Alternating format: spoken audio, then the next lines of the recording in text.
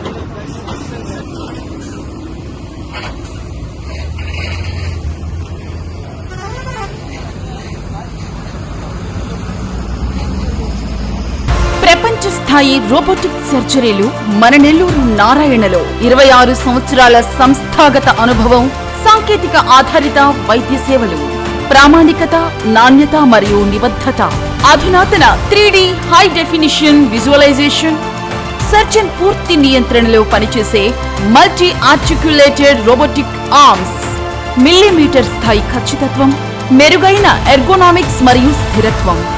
Narayana robotic surgery. తక్కువ నొప్పి, తక్కువ రక్తస్రావం, వేగంగా కోలుకోవడం, త్వరితంగా డిశ్చార్జ్. నెల్లూరు పరిసర ప్రాంత ప్రజలకు అందుబాటులో కలదు.